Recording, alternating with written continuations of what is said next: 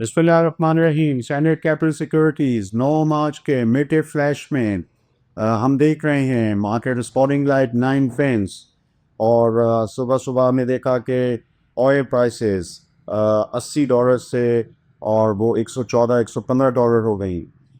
दोनों यानी WTI West Texas instrument और नॉर्थ सी का ब्रेंट दोनों ही जो है वो 114 $115 हुए।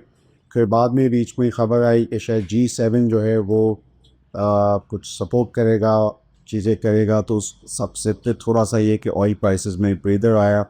लेकिन फ़िलहाल ये है कि ये इतना बड़ा यानी ऑयल का स्पाइक, ऑयल प्राइसेस का स्पाइक। और पाकिस्तान में भी वीकेंड में हमने देखा कि पेट्रोलियम प्राइसेस जो हैं वो बढ़ा दी गई। एक बहुत बड़ा स्पाइक 55 रुपए पर लीटर पेट्रोल में 322 रुपये का हो गया। और मैंने पहले ये थोड़ा सा अपनी पिछले वीडियो लॉग में कहा था कि ऐसा हो सकता है और अभी ये मज़ीद भी हो सकता है अगर फर्ज करें कि पेट्रोल प्राइसेस जैसे मैंने $100 पे आपको वर्किंग बताई थी, तो आज ये स्पाइक जो है वो हुआ, वो 114 $115 का हुआ। दोनों जो सबसे बेस्ट क्वालिटी कहलाते हैं WTI और ब्रेंट। तो इसका ये है कि अब ज़ाहिर बात है ये तकरीबन हम कह सकते हैं कि पेट्रोल की कीमत जो है वो 350 होता है कि एक कैलकुलेशन में आता है। अब ये कि अल्लाह करे कि ऐसा ना हो कि वो बढ़े। पहले कि यूँ उमूमी तौर पे जब पेट्रोल की कीमत और जो पेट्रोलियम प्रोडक्ट्स से कीमत बढ़ती है तो किताबों में जो है वो रिफाइनिंग कंपनीज जितनी भी हैं उनमें फ़ायदा होता है, मतलब उनकी एक्स रिफाइनिंग प्राइस बढ़ा दी जाती है। तो ये जो अभी प्राइसेस बढ़ी, ने देखा जो गवर्नमेंट ऑफ पाकिस्तान ने वीकेंड पे बढ़ाई, तो उस पे एक्स रिफाइनरी प्राइस जो है वो 154 रुपये से जो है वो बढ़ा के उनने 191 रुपये कर दिया। यानी ये फ़ायदा हो गया रिफाइनरीज़ को, पाकिस्तान में जो लिस्टेड रिफाइनरीज़ हैं उनको। अब ये है कि यूँ देखा जाए किताबों में तो ये तो बहुत बड़ा मतलब एक बेनिफिट मिल रहा है एक एक तरह से। ये थर्ड क्वार्टर यानी हम मार्च में हैं और ये थर्ड क्वार्टर का एंड हो जाएगा 31 मार्च को।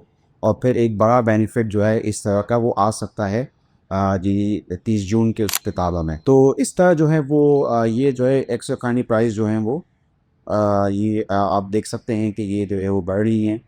और ये कि रिफाइनरीज़ में make country refinery, Cuttack refinery, इसके अलावा पोस्टर रिफाइनरीज विद सिनर्जी और पाकिस्तान रिफाइनरी और नेशनल रिफाइनरी। सिनर्जी जो है वो WTI के भी लिए है।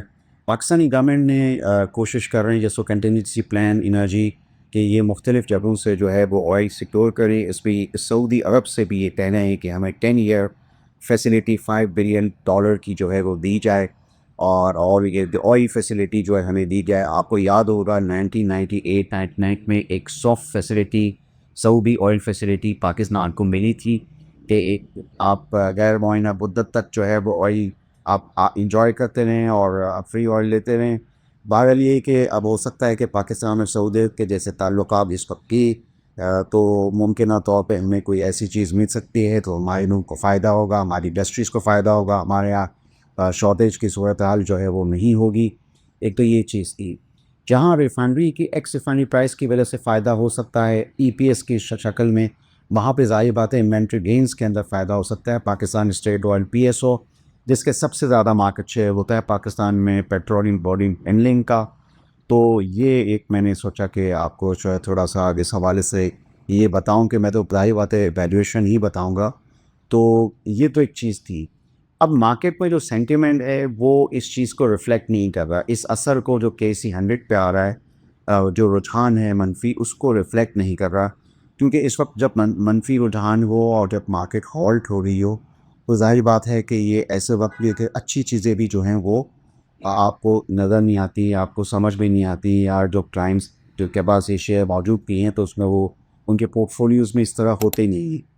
इसी तरीके से जो एक अच्छी और भी ख़बर थी कि पाकिस्तान ये EV गाड़ियों की प्रोडक्शन वो है वो एक्चुअली असेंबली लैंड शुरू हो चुकी है।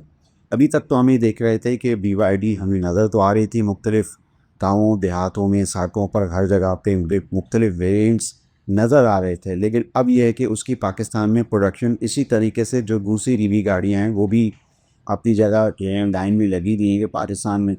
तो आप देखते हैं कि आगे जब कहीं अगर हमारी मार्केट सेटल होती है, KC 100 कहीं सेटल होती है, सेलिंग प्रेशर जो है वो ख़त्म होता है, तो ये है कि इस तरह की जो कंपनियां जो हैं जो डिविडेंड भी देती हैं हर क्वार्टर के अंदर, और ये कि उनके अंदर स्टोरीज़ मौजूद हैं और बहुत पोटेंट स्टोरीज़ मौजूद हैं, तो वो आप उसको देख सकते हैं। एक और भी जो इस वक्त एक बड़ी मंदी का एक जो वजह जो बन रही है वो ये बन रही है कि जैसे पेट्रोल प्राइसेस अब 7 दिनों के अंदर रिवाइज हो रही हैं अपर, तो इसी तरीके से ये जो इंटरेस्ट रेट्स हैं ये भी इसमें चहमगोइयाँ हैं कि इंटरेस्ट रेट जो हैं वो अब बढ़ सकते हैं। ये भी एक बहुत बड़ी वजह है, लेकिन इसका ये हो सकता है कि अगर ये ट्रेंड रिवर्सल हुआ इंटरेस्ट रेट्स के अंदर तो इसके ज़ुमेरात ज़्यादा हैं। पाकिस्तान में आप जानते ही कि इसका कॉस्ट ऑफ डूइंग बिजनेस जो है वो मुसलसल बढ़ रहा है।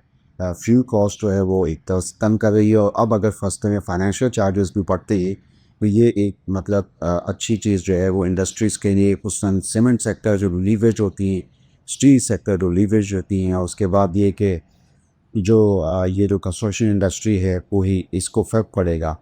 तो ये मैंने सोचा कि इस हवाले से आपको बताऊं कि ये जो मार्केट हॉल्ट हो रही है या इस वक्त जो बुनियादी चीज़ें हो रही हैं उसकी वजह से ऑयल प्राइसेस के जो शॉक्स हैं, तो इससे हमारी बाज़ार में इंकसर है। और फिर सोने पे सुहागा क्या कहे कि इंटरेस्ट रेट भी अगर कहीं से बढ़ गए तो फिर ये कि ये थोड़ा सा एक मनफी रुझान जो है वो रहेगा। तो मैं समझता हूँ कि सरमाया के आप थोड़ा सा कॉशियस रहें। जो उनके पास होल्डिंग्स हैं उसको मतलब रख के बैठ सकते हैं, अच्छी कंपनियाँ हैं, कभी ना कभी ज़रूर वो रिबाउंड या रिवर्सल ज़रूर उनमें आएगा जब एक नॉर्मल सूरत हाल बनेगी। यूँ टेक्निकली भी अगर हम देखें, मैंने सोचा कि इस हवाले से भी बात कर ली कि ज़ाहिर बात है इस वक्त फिबोनाची जो है वो 61 का जो लेवल है वो भी अगर ब्रेक होता है तो थोड़ा सा ये तो कि मज़ीद एक नीचे से नीचे हो सकती है, ताकि कि कोई ऐसी सूरत हाल हो कि सीज़ फायर वगैरह की सूरत हाल हो तो हमें तो वी शेप कब मिल जाए। अभी ये है कि अभी देखते हैं कि आगे होता है क्या। अभी ये है कि घबराने की सूरत नहीं है। जो आपके पास होल्डिंग है अच्छी कंपनी की, वहाँ पर ये है कि वो कहीं ना कहीं बिल्कुल सपोर्ट मिल के और वो चीज़ सही भी हो सकती हैं। और जो वीक स्टॉक्स हैं उनमें ज़रूर जो है आपको थोड़ा सा पहचानने की ज़रूरत है। मसलन लोग जो पेनी स्टॉक्स ले लेते हैं और वो उनमें ज़रूर बारिश ना हुई नज़रियात। तो मैंने सोचा कि आपको इस हवाले से जो है वो कोशिश करूँ। सऊदी अरब के बारे में मैंने आपको बताया कि पाकिस्तान में उनसे रिक्वेस्ट की है कि $5 बिलियन एक तो डिपॉजिट दें 10 साल, और ये दे $5 बिलियन की कोई फैसिलिटी, जो कि मैंने आपको बताया कि 1998 में भी हमें मिली थी। तो ऐसी कोई सूरत हाल जो है वो, और गवर्नमेंट ये कह रही है कि इसका कॉस्टैरिटी मेजर्स दे रही है, और वो कह रहे हैं कि एडिक्वेट रिजर्व्स अभी भी डीजल और पेट्रोल के मौजूद हैं। तो ये है कि मैंने आपको इस बारे से अपने पिछले वीडियो में भी बताया था कि पाकिस्तान ऑल्टरनेट अरेंजमेंट्स करने की कोशिश कर रहा है। एक और ये अच्छी खबर थी कि हुकूमत जो है ये बात करिए सुपर टैक्स को अबॉलिश करने की, ताकि मेरे ख्याल में कंपनीज़ को, कॉर्पोरेट सेक्टर को सपोर्ट करने के लिए। देखते हैं कि आगे ये कहानी कब तक निचोड़ होती है या इस कहानी में कितना दम है।